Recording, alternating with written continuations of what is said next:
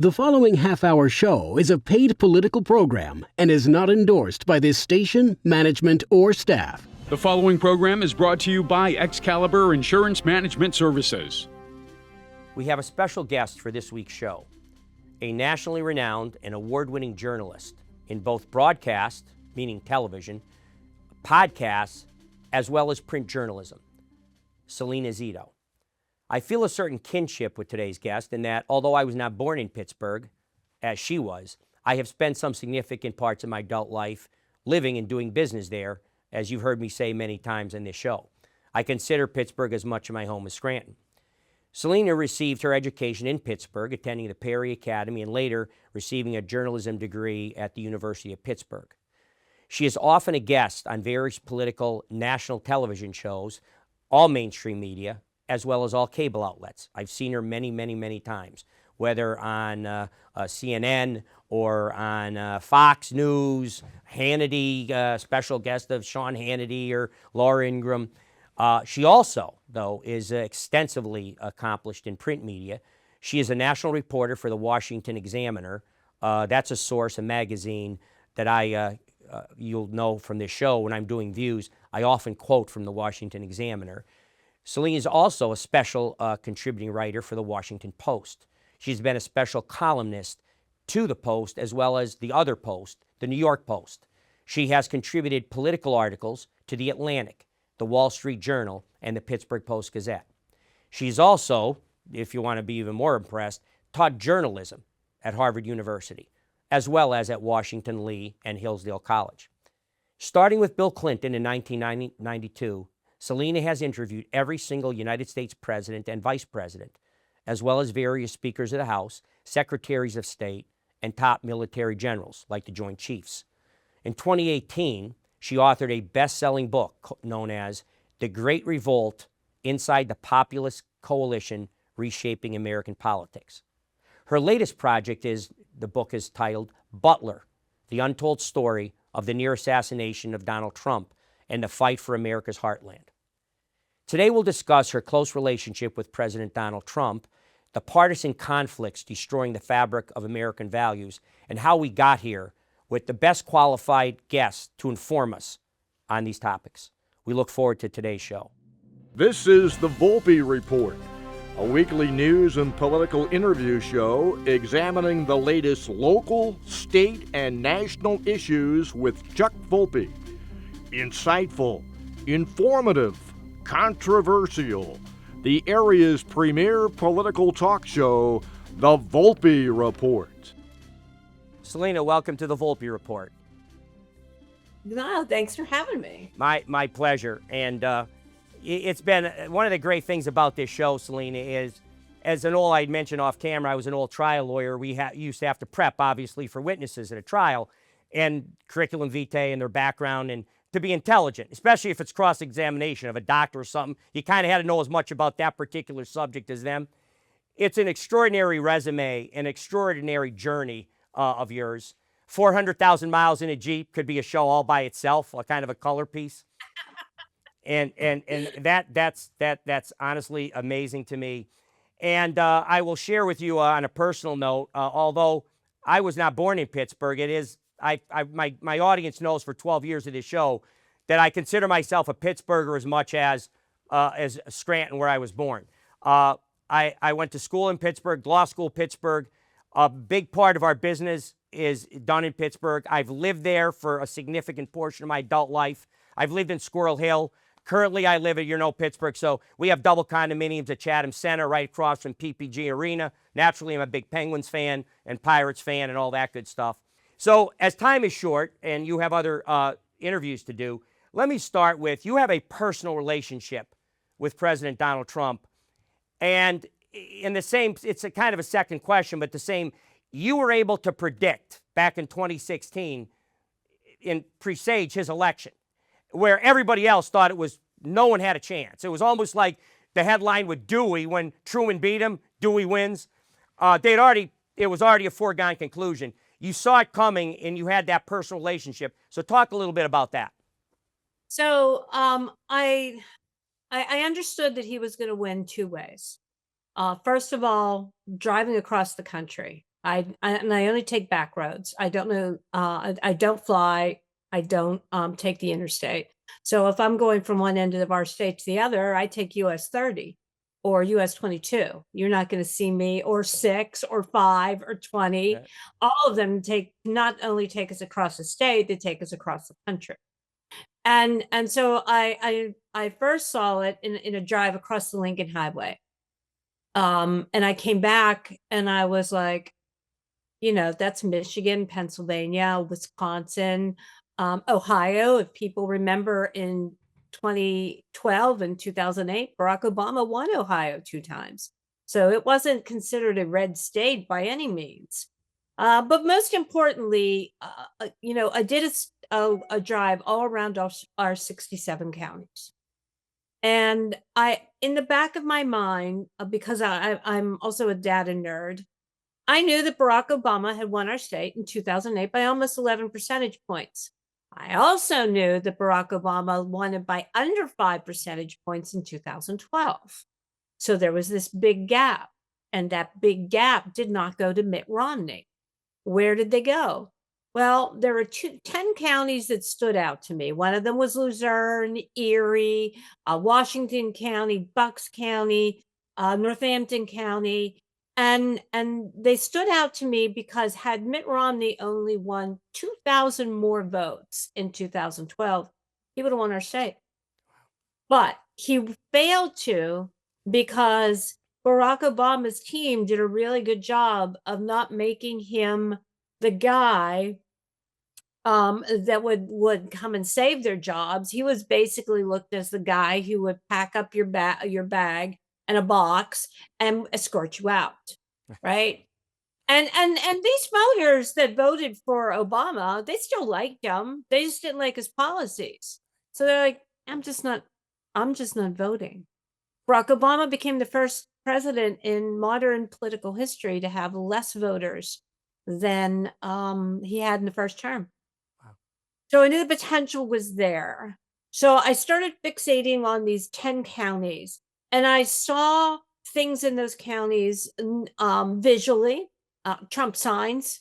And you're like, okay, well, signs don't vote. That's true. However, if they're homemade signs, that's next level. No doubt. Right? I saw houses painted with Trump on the side. I saw a horse with Trump painted on the side, and in places where he shouldn't be getting a Republican vote, in the working class neighborhood, but also in the evangelical, and also in the suburban, like the Rotary guys, right? So I started thinking, this guy is forming a coalition, and it's not one that you traditionally accept people to be shoulder to shoulder, except they were. And so on election night in 2012, well, my relationship with Trump actually began in September of 2016. He came to speak in Pittsburgh at a Shale Insights conference. It was my first interview with him. It was a day after I lost my job at the Pittsburgh Tribune-Review. I had taken the buyout. I didn't want to, but it was kind of, the writing was on the wall. I kind of had to take the buyout. They called me the day before and said, hey, you're going to interview Donald Trump. And I was like, oh, that's awesome. I don't have a job. But I didn't tell them that. Right. So as I'm walking out, I called the New York Times. I called the Washington Post. I think I called Politico too. And none of them were interested in the story. Interestingly enough, The Atlantic was. And it was in I know, it was in that interview, as I watched him navigate, like I saw him after the interview, he goes, come take a walk with me. And so after the interview, we're walking in the back, like outside the green room before he's supposed to go out in the event. And I'm watching him connect with regular people, the janitors, the concession people. And he's very curious about their lives. And he's really into them and not so much the suits. Right. And so I said to him, voters take you seriously, but they don't take everything you say literally. Whereas my profession takes you literally, and it doesn't take you very seriously. Right. And that now everybody has stolen that line, but that observation took off. And so the next time I did the next thing that would happen is first of all, y'all should know that for the next 6 weeks, I worked like 4 different jobs, writing 2 to 4 stories a day, making 100 bucks a story. Like it was tough, right? But I wanted to finish this election. So the night before the election, I interviewed Mike Pence on the tarmac. And I remember going home and thinking, I just interviewed the next vice president of the United States. I knew he was going to win. It was evident to me. He was winning voters over in the counties that matter. Right. Pittsburgh and Philly don't matter. It doesn't matter what happened to them. If he won those 10 counties that I identified by 2,000 votes, he was going to win by 40,000 votes. That was my calculation. I wrote it. Right. The next morning, it was election day. I watched my counties. All the other reporters, I'm at a Republican event. All the other reporters are watching Pittsburgh and Philly. I watch my 10 counties, close my computer, send it off to my boss before 9 p.m. And he said, "You wrote that he won." I said, "Because he did." Wow. And he said, "Well, it's not even called yet." I said, "The 10 counties that he needed are there." Right. And if he's won Pennsylvania, then that means he's won North Carolina, Florida. Remember, Florida was not a guaranteed red state at that time. He's also won Michigan, Ohio, and Wisconsin. And next morning, I get up and I'm going to go work at the bakery next door. Well, I'm going to try. I'm going to interview there. I'm a very good baker. If anybody follows me on social media, they all love my baking. Well, behind you, Salena, behind you, by the way, I see you have the beaters in the baker for mixing cake mixes and the like. Yeah. So I bake with my grandchildren all the time. I got a call from CNN. They said, "We want you to come on." Because, and I said, "Why? What did I do wrong?" They said, "You didn't do anything wrong. You're the only reporter that got it right." Okay. So that's how my relationship started with President Trump. And I interviewed him a few times when he was in the White House. I wrote the book, The Great Revolt, because I wanted to go back and have people understand that coalition that I saw forming. And then I wanted to, I went to work for CNN, worked for the New York Post. Wrote the first book, and in 2020, I think was the last time I interviewed Trump in Latrobe, and then he lost, but I kind of knew he was going to lose that year. Right. Biden was going to pick off just enough working class voters, and COVID made things weird. Sure. COVID just made everything weird. Right. In hindsight, it was probably best for President Trump that he did lose 2020. I always tell my kids that you're better off when you sit on the bench for a while. You become a better athlete. Right. So now in 2023, President Trump got really mad at me because I went down and interviewed Ron DeSantis. Okay. Now, this is before DeSantis announced he was going to run. Okay. But I did a profile on him. And he puts on social, after he sees it, he calls me fake news reporter Salena Zito. It was a badge of honor. It was pretty funny. It didn't bother me. It goes with the job. And then in last year, about this time, President Trump called me. Oh, I missed this. I think the most pivotal moment for Donald Trump in the 2024 election, outside of what happened in Butler, and I was an eyewitness to that, was East Palestine. It was just days after the explosion and the train derailment. Right. And he shows up in galoshes. He's walking in. I mean, I covered that extensively, and I would get sick every time I was there. And he's there, he's walking through the mud, the puddles, you don't know what you're breathing. And I wrote at the time, I said, "That's it. He's won. He's won this primary and likely won this election." Wow. Wow. Well, just a couple of footnotes or anecdotes, better word, to what you said. I was actually very involved in the DeSantis campaign. I was very involved with some of his closest people, Scott Wagner, Nick Sinatra, and I was in Park City, Utah when he reshuffled his campaign in July.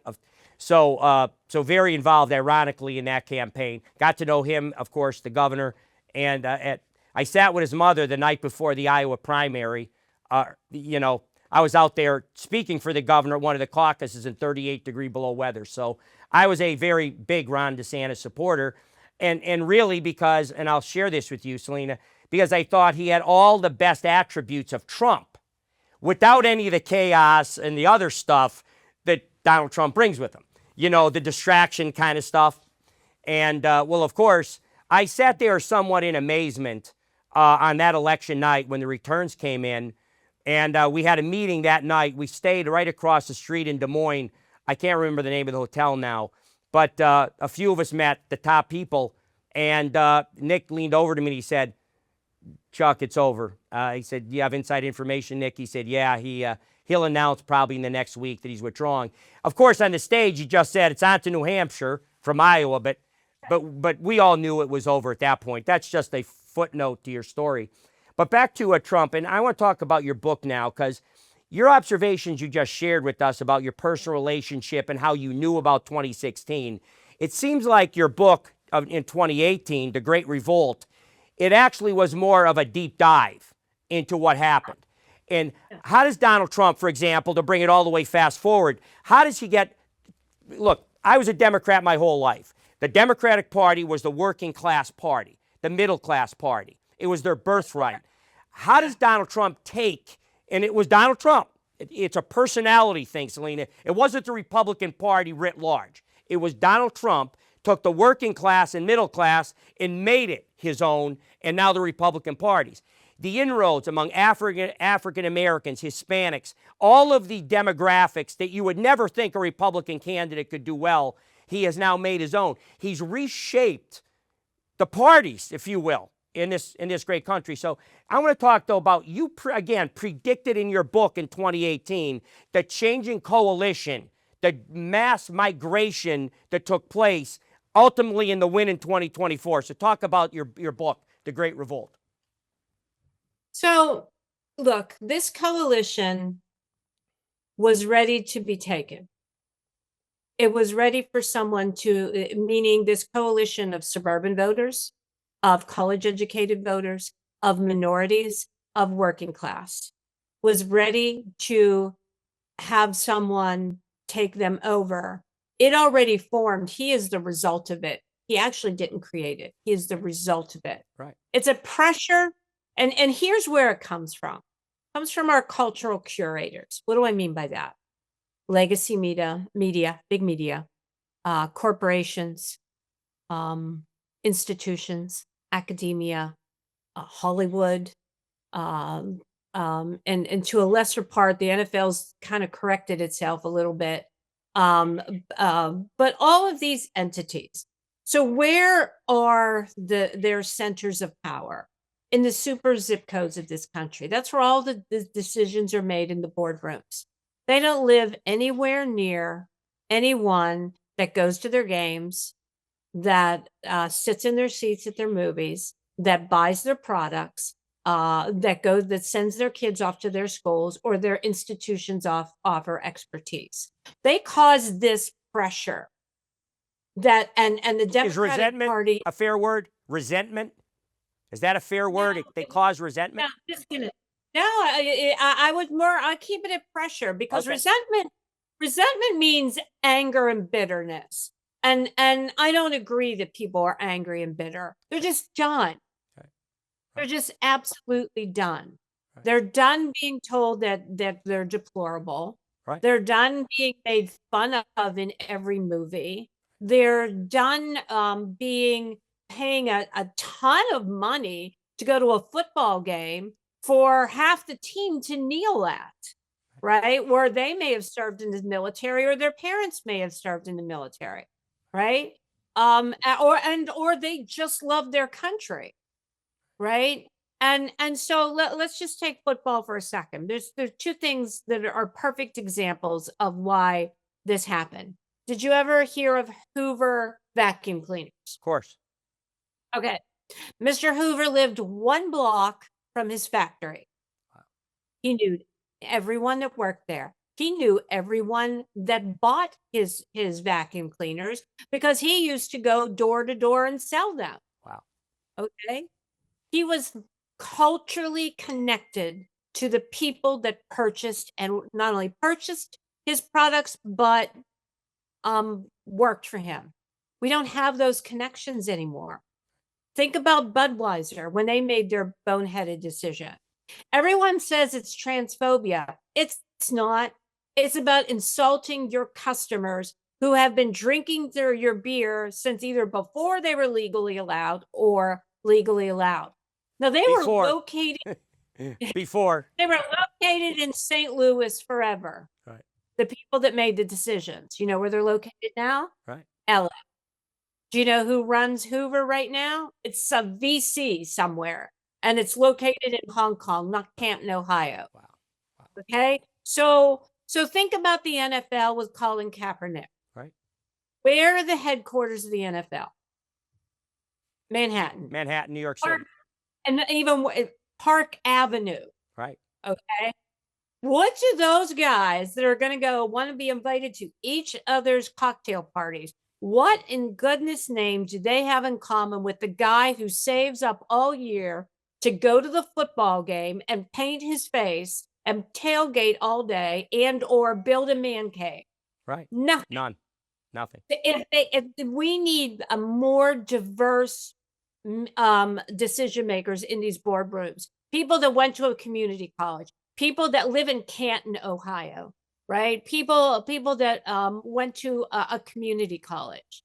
You can't have all these Ivy Leaguers because they're not bad people. They just have a different worldview. Right. And so that pressure has what pushed people away. And the Democratic Party, which was always the party of the working class, embraced the elitism. And the working class, I write about this in my book, Butler, which I hope everybody pre-orders. But I write in the book, I reported all year. I'm like, you guys keep thinking, not meaning you, but other reporters, you keep thinking the working class is white working class. You have completely missed what's going on in this country because blacks, whites, Hispanics, Asians, and whatever else vote shoulder to shoulder, and they vote their community. They don't vote their race. Right. Right. Okay. And I kept saying, this is happening, and people would make fun of me, but I was absolutely right. Of course you were. And when my relationship, I think, with President Trump went next level was when he was shot. Right. Is it fair to say, because I have suggested in various editorial opinions I do at this network as part of the show, Salena, that it changed him in a fundamental way. There was pre-Butler, I've said to people that ask me my opinion and in my views, that when he says that he's made an analogy to being like an avenging angel, that, God has spared his life. Like in that moment, that quarter inch, he turned his head. Whether the wind blew or it was the hand of God, whatever it was, that he was spared for a reason. And he's here on a mission now. And the Donald Trump of 2016, where there were many, because he really wasn't a politician and didn't understand the machine establishment in Washington when he got there. Now, all of a sudden, he's like above the machine. He's there in a moral crusade to change what's been wrong with our country and do what's right, like he is on a mission from God. He said as much. Is that a fair assessment? Yeah. In the book, there are it's called Butler. There are some heart-pounding moments where people will find out where I was, why I was where I was, why I was so close to him, why I saw and I heard everything. And the next morning, the first thing he did, like dark 30 in the morning, is call and say, "Are you okay? Oh. And my daughter was with me. She's a photojournalist. He said, "Is your daughter okay?" And we proceeded to have 12 conversations that day. Very Wow. powerful, very emotional. And I think people will see something different. But beyond that, I continued to interview him several more times throughout Pennsylvania. I think it was 12 more times. And there's some funny moments, like when he chases me around with hairspray, because he always says I have the best hair in America. I second that. But there's also some very powerful moments. But also, just my coverage of it was, I don't fly, I don't take highways, I stick to the back roads, state routes, U.S. routes, where you really get a very granular understanding of what's happening. Right. Well, Salena, you only have 3 or 4 minutes left in the show, and it works with your exit time perfectly. In that time, I'd like your take on what you see from the Democratic Party, because I swear I'm looking at Rod Serling's The Twilight Zone. I'm trying to make sense of Senator Van Hollen going to show support for an El Salvadorian gang member when he has never even called his own constituents the mother of the slain woman with 5 children. And there's President Trump with her in a photo op, and he's with the gang member down in El. Can you make sense of what the Democratic Party, what road they're on, into what destination? Because I can't make that out. Oh, well, nobody can, including themselves. It's a mess. And the Democrats that are maybe the kinds of Democrats that you and I grew up with, right? That was certainly my family. My dad was a Teamster. My grandfather was a Teamster, Italian immigrants, right? You're born Catholic and a Democrat. That's it. Right? But in fact, where you live in Chatham Square, that was where my grandparents' house was in the Hill District when they first immigrated to the. Right. So, I expected them to do a better job, sort of like a 2006 moment, right, where they figured things out. But they're not there, and they haven't understood and or accepted why they lost and why they were rejected. Right. And then until you start to see that realization, they're going to be in this wilderness for a while. And it appears like Alexandria Ocasio-Cortez is risen to the front of the pack of their bench. They call. She's a socialist, Marxist. That don't have to be. That's where the party is right now. Yeah. No, there's no question about it. Well, Salena, again, thank you so much for your time. Deeply appreciate it. If I can, when your book comes out, I like to promote. Chris Christie was on this show right after he dropped his book. Dave McCormick was on this show right after he dropped his book. I hope to get you back when your book drops to promote it. I hope I wasn't boring. You were wonderful, Salena. Thank you so much. Have a good day. Bye. You too. Bye-bye.